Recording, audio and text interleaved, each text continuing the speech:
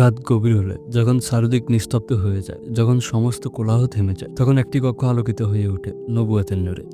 সেই কক্ষের মধ্যে আছেন একজন মানুষ, যার হৃদয় পৃথিবীর সবচেয়ে কোমল হৃদয়, যার চোখে রয়েছে উম্মার জন্য অশ্রু। হ্যাঁ, তিনি হলেন মোহাম্মদ সাল্লাল্লাহু আলাইহি সাল্লাম। আজ আমরা জানবো ঘুমানোর আগে তিনি কি করতেন, কিভাবে শুতেন, কি পড়তেন। প্রতিটি সুন্নাহ আপনার জীবনে আনতে পারে অদৃশ্য বরকত। প্রতি রাতে যদি আপনি তার এই অভ্যাসগুলো অনুকরণ করেন, আপনার রাত হয়ে উঠতে পারে জান্নাতের মতো পবিত্র।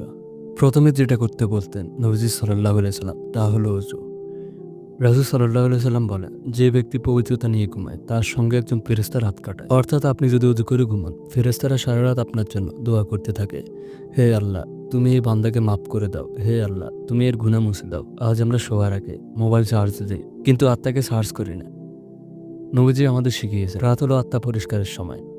নবীজি সাল্লাল্লাহু আলাইহি সাল্লাম ঘুমানোর আগে বিছানাটা ঝেড়ে ফেলতেন। তোমাদের কেউ যখন শোয়ার জন্য বিছানায় যাবে, তখন বিছানাটি ছেড়ে ফেলবে, কারণ সে জানে না তার উপর কি এসেছে। জ্ঞান ও বিজ্ঞান উভয় দিক থেকে উপকারী। বিছানা ঝাড়তে ঝাড়তে যদি আপনি বলেন বিসমিল্লাহ, তবে সে মুহূর্ত থেকে শয়তান আপনার ঘরে ঢুকতে পারবে না।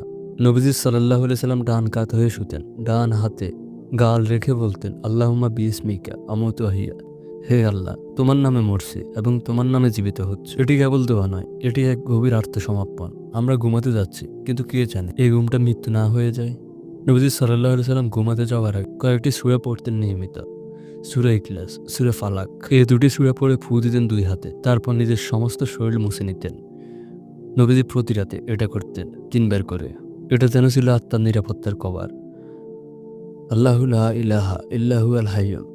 এই আয়াতটি পড়লে শয়তান পুরো রাত আপনার ঘরে ঢুকতে পারে না। যে এটি পড়ে ঘুমায় তার উপর আল্লাহর হেফাজত পুরো রাত থাকে। নবীজি ঘুমানোর আগে নিজের দিনটির হিসাব করতেন। আজকে কি কেউ আমার কারণে কষ্ট পেল?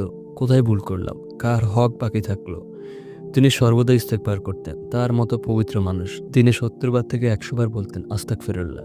ঘুমানোর আগে নবীজি উম্মাকে ভুলতেন না। তিনি বলতেন, আমার উম্মা, আমার উম্মা।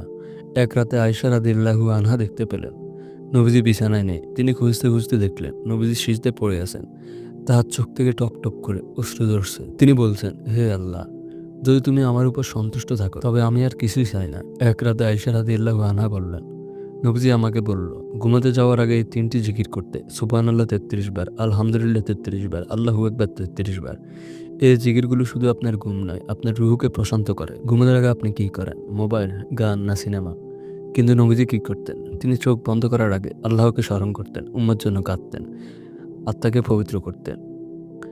আপনি আজ থেকে শুরু করুন ঘুমের আগে রুটিন পাল্টে দিন, কারণ আপনি জানেন না আজকের ঘুমটাই কি আপনার শেষ ঘুম।